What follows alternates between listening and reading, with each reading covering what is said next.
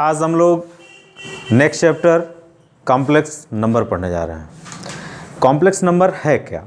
Basically previous classes में हम लोगों ने पढ़ रखा है बहुत सारे नंबर्स, जैसे नेचुरल नंबर,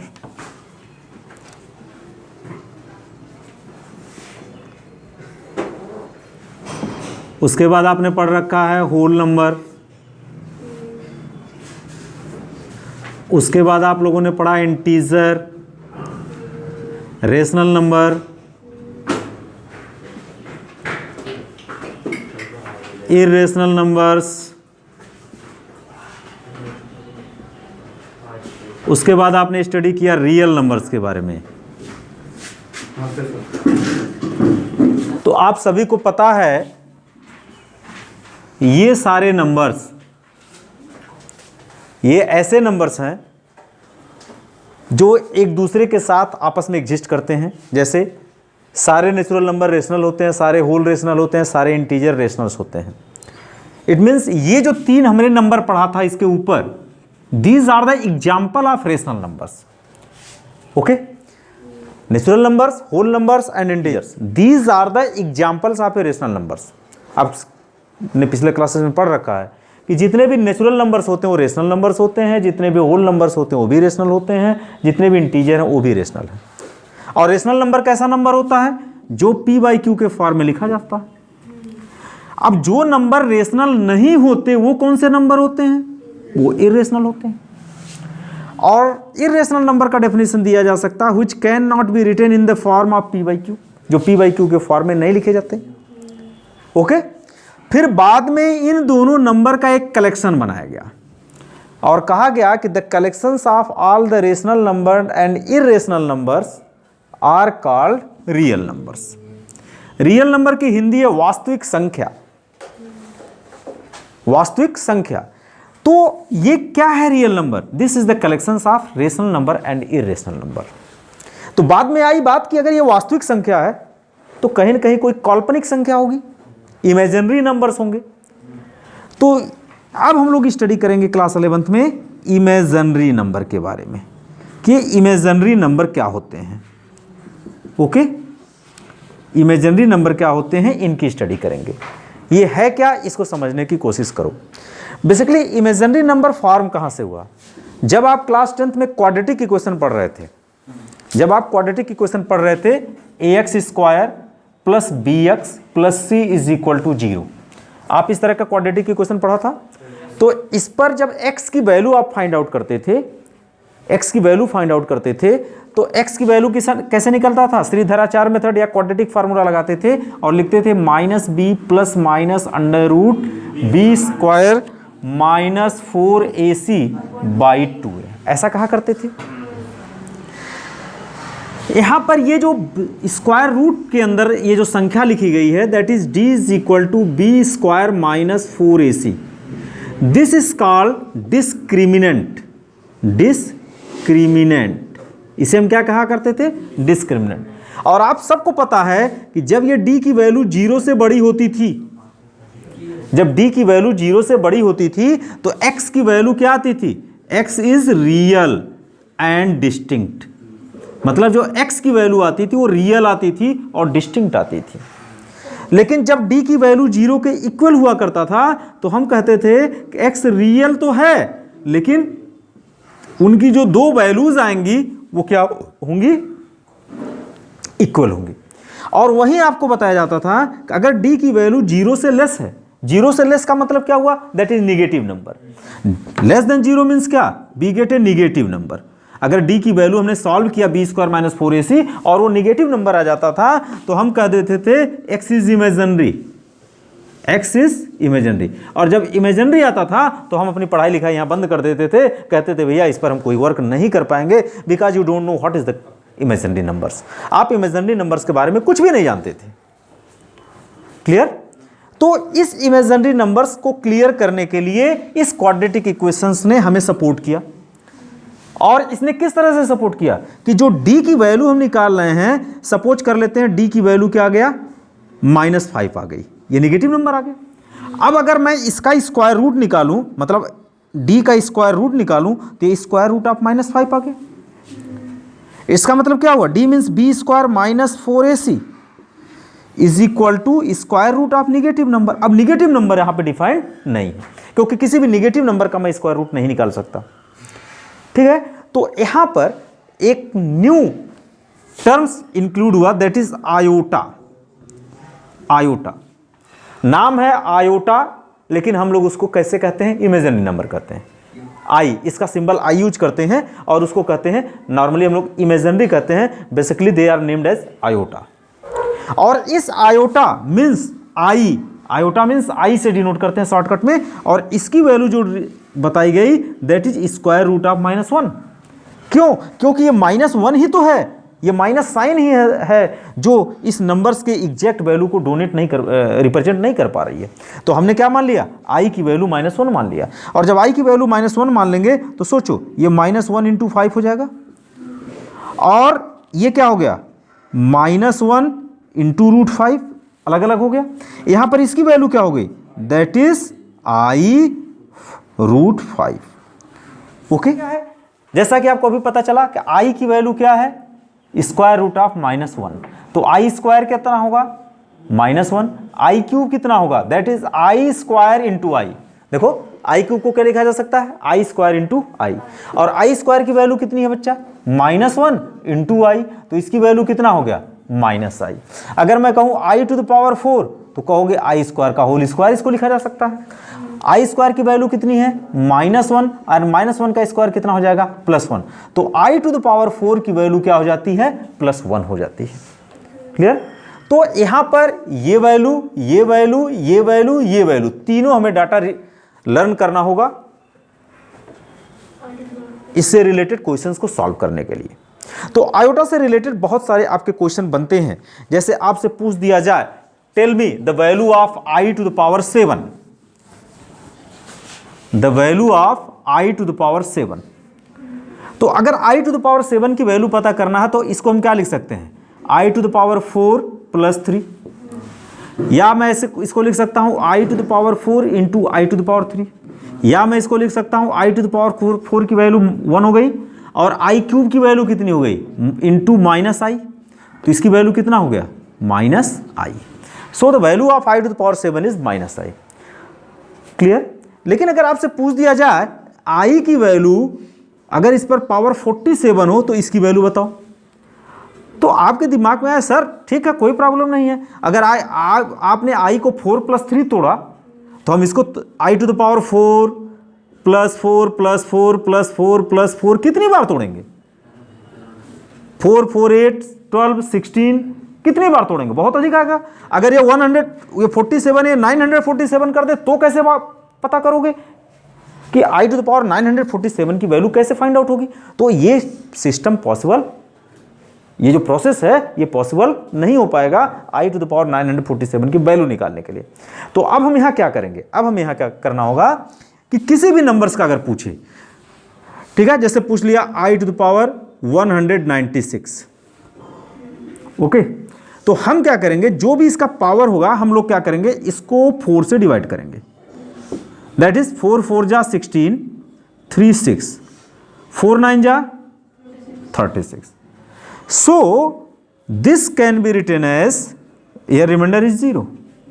तो अगर मैं इस नंबर को ऐसे लिख दूं i to the power 4 into 49, देखो 196 can be written as 4 into 49 plus remainder 0। It means 196 को मैं क्या लिख सकता हूं 4 इंटू 49 लिख सकता हूं। तो ये लिखा गया i is equal to i to the power 4 into 49। I to the power 4 into 49 की वैल्यू क्या होगी, that is i to the power 4, this can be written as i to the power 4 to the power 49, because all of you know that अगर a to the power m और power n हो तो power का आपस में क्या हो जाता है मल्टीप्लाई हो। अगर पावर मल्टीप्लाई में दिया हो तो हम एक पावर को दूसरे पावर के ऊपर चढ़ा सकते हैं, मीन्स जैसे हम मल्टीप्लाई दिया 4 इंटू 49 तो आई टू द पावर 4 को हमने रखा i के पावर पर और यहाँ रख दिया 49, और आई टू द पावर 4 की वैल्यू बच्चा कितना होता है 1, और 1 का पावर कितना भी लग जाए रिजल्ट क्या आएगा 1 होगा। ओके, इस तरह से अगर और भी इस आइस के वैल्यूज निकालने हो तो हम लोग सॉल्व करके इसकी वैल्यूज को निकाल सकते हैं। जैसे आपसे कह दिया जाए आई टू द पावर सपोज कर लेते हैं हमने 947 की वैल्यू दे रखा था कि इसकी वैल्यू बताओ, तो अब हमें क्या करना होगा, 947 को किससे डिवाइड करना होगा, 4 से डिवाइड करना होगा। 4 2 ज़ा 8 1 4, 4 3 ज़ा 12 2 7, 4 6 ज़ा 24, कैरी हुआ 3। 947 can be written as 4 into 236 plus 3। You can write और नॉट, आप लिख सकते हो। तो आपको क्या करना है, इस i का जो पावर है वो लिखना 4 इंटू 236 प्लस 3, इस तरह से आप लिख लोगे। अब इसको क्या करोगे, देखो ये मल्टीप्लाई है और ये प्लस है, तो अगर आपको पता है कि a का पावर m प्लस n हो तो हम इसे अलग अलग कर सकते हैं एक ही बेस पर, a to the power m into a to the power n लिख सकते हैं। तो यहाँ हम लिखेंगे i to the power 4 into 236 into i to the power 3, और i to the power m into n लिखा हो तो इसे लिखा जा सकता है i to the power 4 into 236 into what is the value of i cube here, minus i have written here minus i. So and what is the value of I to the power 4? That is 1, that is 236 into minus i, result is minus i. तो इस तरह अगर i का कोई भी power दिया हो आप उसकी वैल्यू फाइंड आउट कर सकते हो। क्लियर। अब आते हैं हम लोग कॉम्प्लेक्स नंबर की बात करते हैं। तो कॉम्प्लेक्स नंबर क्या है, तो कॉम्प्लेक्स नंबर को डिफाइन करने के लिए हमें आयोटा बताया गया, आयोटा जिसे हम i से रिप्रेजेंट करते हैं। तो अगर कोई भी नंबर ऐसा नंबर लिखा हो, जैसे अगर लिख दिया जाए, एक नंबर लिख दिया गया, इसमें कोई एक रियल नंबर लिख दिया जाए, a number which can be written as a plus i b. तो यहां देखो i मीन्स आयोटा, मीन्स एक इमेजिनरी नंबर लिखा गया है और इसका मल्टीप्लिकेशन b के साथ किया गया है और यहां एक दूसरा नंबर a ऐड कर दिया गया है। तो एक ऐसा नंबर जो a प्लस आई बी के फॉर्म में लिखा जा रहा हो, where a and b are the real number, जहां a और b क्या है, एक रियल नंबर हो, तो इस तरह का नंबर क्या कहलाता है, that is the complex number. Okay, that is the complex number. So write down the definition of complex number. A number of the form a plus ib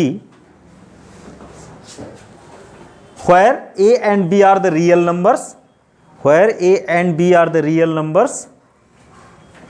A number of the form a plus ib where a and b are the real numbers and I is equal to square root of minus 1 is called a complex number, is called a complex number. It is denoted by small z.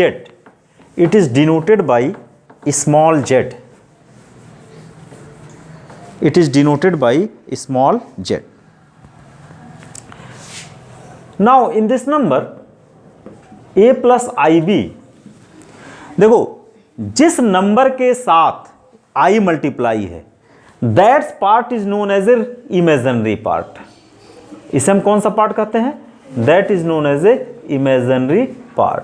और जहां i मौजूद नहीं है उसे हम कहते हैं real part, उसे हम क्या कहते हैं, real part. So z can be written as the sum of real part and imaginary part.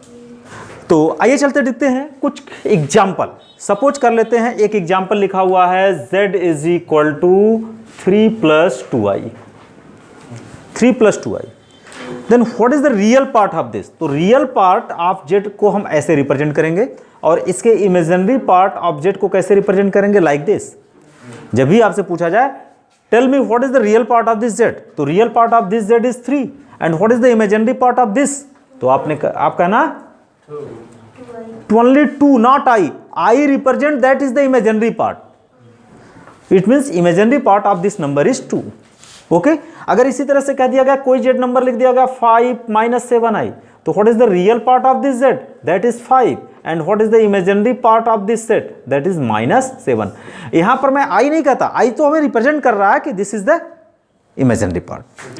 अब आते हैं, अगर कोई एग्जाम्पल इस तरह से लिखा गया है z is equal to 5, z is equal to 5। तो ये तो कॉम्प्लेक्स नंबर का नोटेशन है और लिख दिया गया z इज इक्वल टू 5।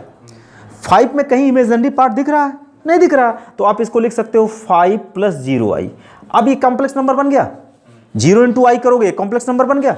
अगर 0 इंटू आई कर देने से कॉम्प्लेक्स नंबर बन गया तो यहां पर बेसिकली एक ये बता रहा है कि मैं 0 इंटू आई हूं, तो मेरे पास इमेजिनरी नंबर नहीं है या इमेजिनरी पार्ट नहीं है।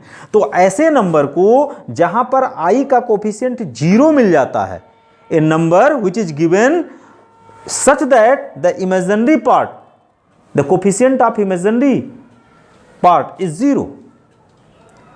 ठीक है, ठीक है। तो हम कहते हैं ऐसा नंबर क्या कहलाता है?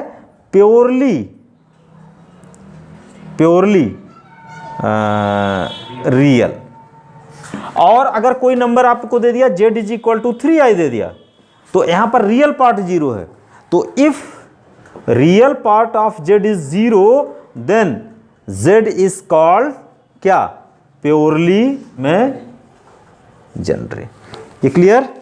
सो दिस जिसका इमेजिनरी पार्ट 0 होगा that is known as a purely number, purely real या प्योरली कॉम्प्लेक्स नंबर, या जिसका इमेजिनरी पार्ट 0 होगा ऐसे कॉम्प्लेक्स नंबर को हम कहेंगे purely imaginary numbers.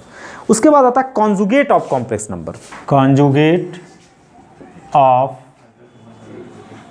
Complex number, the conjugate of any complex number z is denoted by z बार। किसी भी कॉम्प्लेक्स नंबर का जो कॉन्जुगेट होता है दैट इज z बार। और इसको लिखते कैसे हैं? जैसे सपोज कर लेते हैं z is equal to a plus i b है, तो इसका कॉन्जुगेट क्या हो जाएगा? इसके इमेजिनरी पार्ट का साइन हम चेंज कर देंगे, means a minus i b. Clear? आप ऐसे कह सकते हो z conjugate of z can be written as a plus i b का कॉन्जुगेट, और a प्लस आई बी का कॉन्जुगेट जब भी लिखा जाएगा इसके इमेजिनरी पार्ट का साइन उलट जाएगा। जैसे अगर आपको पास लिख दिया गया z is equal to 2 plus 3i, then their conjugate is 2 minus 3i। Okay, so this is the conjugate of this. Equality of two complex number. अगर दो कॉम्प्लेक्स नंबर की इक्वालिटी की स्टडी हम लोग करें, सपोज कर लेते हैं let two complex number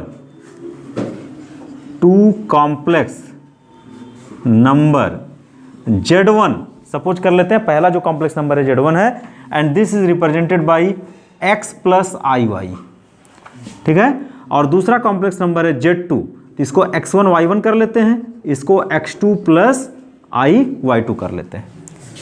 If both are equal, if z1 is equal to z2, then we can say that x1 plus i1 is equal to x2 plus iy2। हम क्या कहेंगे? x1 plus iy1 किसके बराबर है? x2 plus iy2 के बराबर है। ऐसे सिचुएशंस में जब हमको इनका कंपेरिजन करना होगा तो it is possible only when their real parts are equal. इसके रियल पार्ट x1 और x2 हैं, तो x1 इज इक्वल टू क्या हो जाएगा? x2, और इसके इमेजिनरी पार्ट क्या है? y1 एंड y2, तो and y1 is equal to y2। इस पर बेस्ड आप एक क्वेश्चन देखो। Question, suppose 2x plus 3y minus 5i is equal to 3x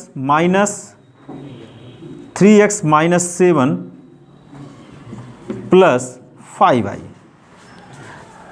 These two complex number are given and they are equal to each other. Then find the value of x and y. अगर दो complex number दिए हैं, पहला complex number ये है, देखो 2x plus 3y minus 5 is equal to i is equal to 3x minus 7 plus 5i। ये भी एक कॉम्प्लेक्स नंबर है जिसका रियल पार्ट ये है, इमेजिनरी पार्ट ये है। यहाँ पर ये कॉम्प्लेक्स नंबर है जिसका रियल पार्ट ये है, इमेजिनरी पार्ट ये है, and they are equal to each other. Then we want to find out the value of x and y। तो इस तरह के क्वेश्चंस आपके टेक्स्ट बुक्स में मिलेंगे। आप इसको सॉल्व करोगे तो इसके रियल पार्ट को क्या कर दोगे? आपस में इक्वल कर दोगे। इसका रियल पार्ट क्या है? This and this, that is 2x is equal to 3x minus 7। What happen? 2x इसको इधर लाओगे, minus 3x is equal to minus 7, that is minus x is equal to minus 7। This will be cancel out, you get x is equal to 7। ये मिल गया। अब इधर की बात करते हैं, जब इसके इमेजिनरी पार्ट को इक्वल करेंगे तो हमें मिलेगा 3y minus 5 is equal to what is i का कोफिशिएंट क्या है 3y minus 5, this is the imaginary part. I का कोफिशिएंट क्या है 5, this is the imaginary part. So we equate these two things, we get 3y is equal to 5 plus 5 और y is equal to 10/3। This is the value of y। Algebra of complex number, algebra of complex number. तो complex number के जब हम algebra की बात करते हैं तो उसको या तो मैं ऐड करूं, एक चीज होता है ऐड किया जाए, दूसरा होता है सब्ट्रैक्ट किया जाए, मल्टीप्लाई किया जाए और डिवाइड किया जाए। तो बच्चों अगर मैं कोई भी कॉम्प्लेक्स नंबर ले लूं, सपोज कर लेते हैं एक z की वैल्यू ले लेता हूं x1 plus iy1, this is the z1, and दूसरा कॉम्प्लेक्स नंबर लेता हूं z2 is equal to x2 plus iy2। अगर इन दोनों को मैं ऐड करूंगा तो इनका सम क्या होगा? ऐड करते समय पहले एडिशन हम सीखेंगे, फिर सब्ट्रैक्शन, फिर मल्टीप्लिकेशन, फिर डिवीजन। ओके, तो जब हम इन दोनों कॉम्प्लेक्स नंबर को ऐड करेंगे तो z1 plus z2 is equal to क्या हो जाएगा? x1 plus iy1 plus x2 plus iy2, ऐसे लिखा जाएगा। अब इसके इन नंबर्स को अगर आप ऐड करोगे तो इनके ऐड करने का तरीका है रियल को रियल के साथ जोड़ो, इमेजिनरी को इमेजिनरी के साथ जोड़ो। अर्थात x1 किसके साथ जाएगा? x2 के साथ, और ये किसके साथ जाएगा? इसके साथ। तो यहां पर आ जाएगा x1 plus x2 plus iy1 plus y2। तो देखो ये क्या मिला? This is the real part and this is the imaginary part. Once again हमें एक ऐसा नंबर मिला जिसमें रियल पार्ट और इमेजिनरी पार्ट दोनों मिल रहे हैं। चूंकि इमेजिनरी पार्ट मिल रहा है इसलिए इन दोनों का सम भी एक नया कॉम्प्लेक्स नंबर क्या मिल रहा है? z मिल रहा। मिला कि नहीं मिल रहा? इसी तरह से अगर मैं दो रेशनल नंबर को सब्ट्रैक्ट करता हूं, अगर मान लो इन दोनों रेशनल नंबर को हम लोग सब्ट्रैक्ट करते हैं तो z1 माइनस z2, जब इनको सब्ट्रैक्ट करेंगे तो यहां पर क्या लिखेंगे? x1 plus iy1 minus x2 plus iy2, ऐसे लिखेंगे। तो यहां पर जब ब्रैकेट ओपन करेंगे एकदम सिंपल, जैसे आप लोग ब्रैकेट ओपन करते थे, कोई नया नियम नहीं है, कोई पुराने नियम है। x1 plus iy1 minus x2 minus iy2, bracket open करोगे साइन चेंज होगा। अब रियल को रियल के साथ रखेंगे और इमेजिनरी को इमेजिनरी के साथ रखेंगे तो ये हो जाएगा x1 minus x2 plus i comma y1 minus y2। Clear? अगर हम इसी तरह से कॉम्प्लेक्स नंबर को मल्टीप्लाई करते हैं बच्चों तो z1 इंटू z2 क्या लिखा जाएगा? x1 plus iy1 x2 plus iy2। अब इनको मल्टीप्लाई में कैसे करूं? इनको जब मल्टीप्लाई करना होगा तो सेम प्रोसेस है, जैसे बायनोमियल का बायनोमियल के साथ हमें प्रोडक्ट निकालना है उसी तरह से करेंगे। अर्थात सबसे पहले x1 को इन दोनों के साथ मल्टीप्लाई करेंगे, फिर iy1 को इन दोनों के साथ मल्टीप्लाई करेंगे। जब x1 को इसके साथ मल्टीप्लाई करेंगे तो x1 into x2 plus x1 का इसके साथ मल्टीप्लाई करेंगे तो i पहले आ जाएगा x1 y2, फिर i1 के i इसका हम इनके दोनों टर्म के साथ करेंगे तो ये हो जाएगा प्लस i y1 x2 और plus into plus that is i square y1 into y2 that is y1 into y2 हो गया। ये क्लियर हुआ कि नहीं क्लियर हुआ? अब इसमें हमको क्या करना है? x1 x2, इसमें से i कॉमन लेंगे, इन दो टर्म में से i कॉमन होगा, we get x1 y2 plus y1 x2 and what happen? What is the value of i square? That is -1 and -1 into y1 y2। So अगर हम इनको इकट्ठा कर लें x1 x2, ये रियल पार्ट हो गया, ये भी रियल पार्ट हो गया। ओके, तो इसको मैं लिख सकता हूं x1 x2 minus y1 y2 plus i x1 y2 plus y1 x2। तो बच्चों यहां देखते हैं हमें एक रियल पार्ट मिला और i इंटू समथिंग मिला तो एक इमेजिनरी पार्ट मिला। This is also an irrational number. Okay, तो हमने क्या देखा कि अगर दो रेशनल नंबर्स को ऐड किया जाए तो एक नया रेशनल नंबर मिलता है। अगर दो नंबर को अगर दो कॉम्प्लेक्स नंबर को ऐड किया जाए, दो कॉम्प्लेक्स नंबर को ऐड किया जाए तो हमें एक जो नया नंबर मिलता है that is also a complex number. अगर इनको सब्ट्रैक्ट किया जाए तो हमें जो नया नंबर मिलता है that is also a complex number. अगर दो कॉम्प्लेक्स नंबर को मल्टीप्लाई किया जाए तो एक नया जो नंबर मिलता है that is also a complex number. Okay, अब बात करते हैं डिवीजन पर। अगर हम इन दोनों के डिवीजन की बात करें बच्चा तो z1 बाई z2 अर्थात x1 plus iy1 by x2 plus iy2। तो बच्चों जब इनके डिवीजन को हमें सॉल्व करना होगा तो अब समस्या ये है कि कैसे हम इनको डिवाइड करें। तो इसको डिवाइड करने का एक तरीका ये है कि जैसा अभी हमने बताया किसी भी कॉम्प्लेक्स नंबर का कॉन्जुगेट क्या होता है, तो आप डिनोमिनेटर के कॉन्जुगेट से ऊपर नीचे मल्टीप्लाई कर दीजिए। तो जब डिनोमिनेटर के कॉन्जुगेट से आप मल्टीप्लाई करोगे तो x2 plus IY2 sorry minus x2 plus IY1, x2 plus IY2 का कॉन्जुगेट क्या होगा, x2 माइनस IY2। इससे हम ऊपर नीचे मल्टीप्लाई कर देंगे लाइक दिस। अब ऊपर बायनोमियल का बायनोमियल से प्रोडक्ट निकालेंगे, x1 into x2, x1 minus IY2 x1 हो गया। और फिर इसका इसके साथ मल्टीप्लाई किए plus IY1 x2 plus into minus minus i into i square y1 into y2 by. अब देखो x2 का मल्टीप्लाई करेंगे, देखो ये a plus b a minus b, what happen x2 square minus IY2 square. अब इसको देखो यहाँ पे लिखोगे x1 x2, इसको i स्क्वायर की value -1 minus into minus plus plus y1 y2।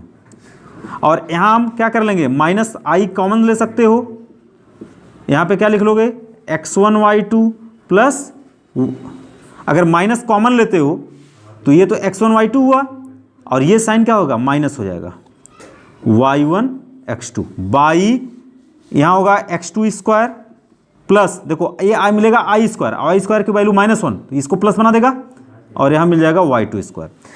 अब देखो इसको अगर आप सेपरेट कर लेते हो तो आपको मिल जाएगा क्या, x1 x2 plus y1 y2 by x2 square plus y2 square minus i x1 x2 minus x1 y2 minus y1 x2 by x2 square plus y2 square.